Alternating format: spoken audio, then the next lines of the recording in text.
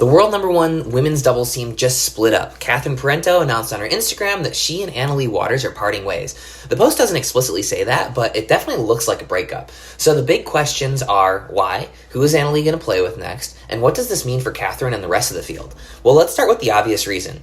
Annalie and Catherine just aren't as dominant as they used to be.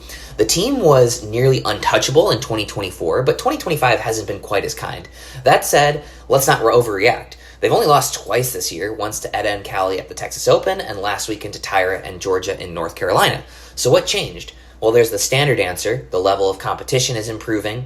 While Annalie Waters is still head and shoulders above the rest, the margin is shrinking. We've seen this happen on the men's side, and now it's happening on the women's. One dominant player can't carry an entire match like they used to, and Catherine just hasn't been holding down her side of the court as well as she used to be. A lot of that has to do with her paddle. Selkirks just aren't competitive at the Pro Tour anymore. I think Catherine is a phenomenal player, but her equipment is clearly holding her back. That has made their matches more competitive, and that's something that Annalie Waters probably doesn't want or need at this point.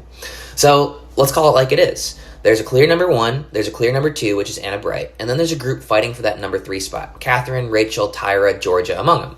While nothing is confirmed yet, the obvious move is Anna Bright. They've gone 7-0 when playing together, but what if that happens? Total bummer for the fans. The girlies versus Annalie and Catherine was quickly becoming a real rivalry. I'm sure Anna Bright would be Annalie's first call, but what if she says no? Then what? We're probably looking at Georgia or Tyra, both of whom are dangerous but somewhat inconsistent. They can take down anyone on the right day, but they can also take some random losses. At their best, they're probably an upgrade from Catherine, but they're not quite reliable enough on a week-in, week-out basis to build that dynasty. If Annalie and Anna Bright team up, what does the strategy look like? Returns, I think you've got to go to Annalie. While she's got a phenomenal third and a killer drive, she's also a much bigger poaching threat.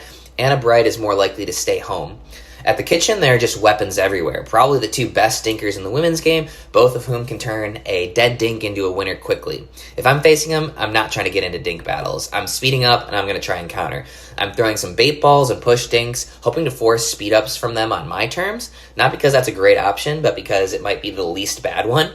Speed ups? No idea. There's not a free spot on the court. Lobs might not be a bad idea, but you're also not going to win 22 points off of lobs. So just as we thought we were getting parity on the women's side, we might be heading into an era of unprecedented dominance. And that's not even a bold prediction.